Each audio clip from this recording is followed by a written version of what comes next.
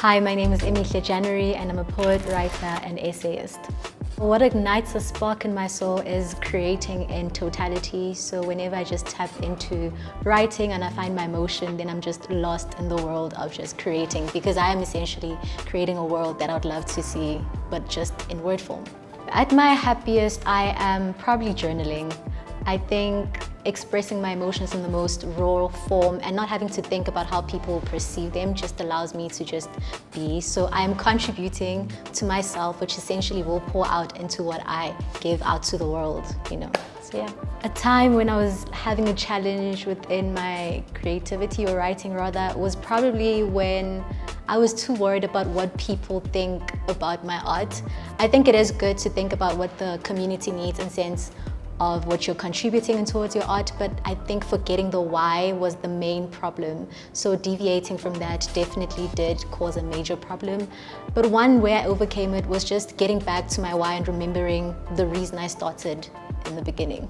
I am already sharing my passion with the world through Instagram. I do hope to expand it in more digital platforms and even one day maybe write a book. What I want to contribute mostly is just how vulnerability can be your strength, and it doesn't need to necessarily be something that you're ashamed of. I think once shame is removed in spaces, that's where people just are able to tell their stories and essentially just be.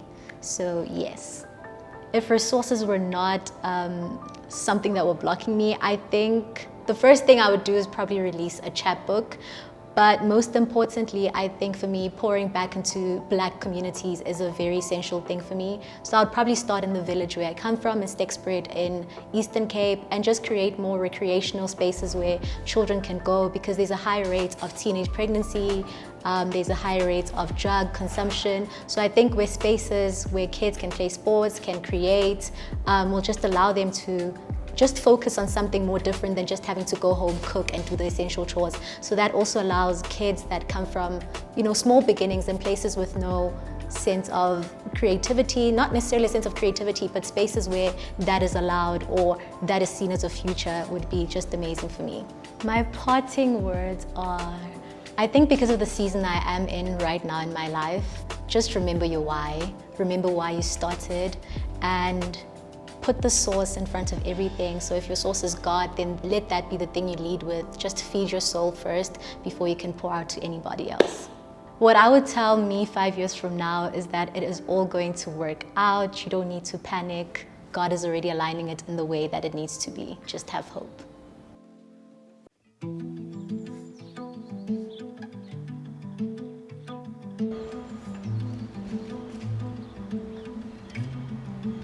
So the poem I'm about to do for you today is called An Ode to Black Girls.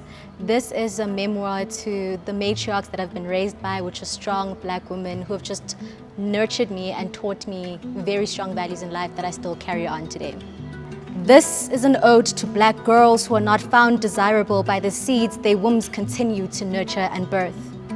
For Black girls who carry caskets of death inside of them and still put on their armor of strength. Black girls who sing their voices to quivers all in the name of justice. For Black girls whose cry for liberation and equality is silenced and desensitized by their oppressors. This is an ode to Black girls who do not accept hand-me-down love in order to be deemed as valuable. Black girls who have been conditioned to stretch their vertebrae for others to reach their pinnacle, only for them to be left with bent cords and bruised heels. This is for Black girls who constantly ignite the same world that constantly attempts to burn their fire out. This is an ode to Black girls. The reason I do poetry is I think it's sourced out from rap music, firstly because I'm a big hip-hop fan, but also since I am Umxhosa, imibongo is a very big thing within our culture.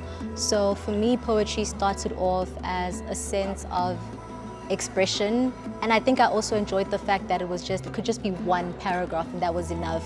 So it felt like I was creating enough. And as time went on, I started listening to a lot of slam poetry and just how much fun and diversity there is within poetry. There's no sense of structure that has to be.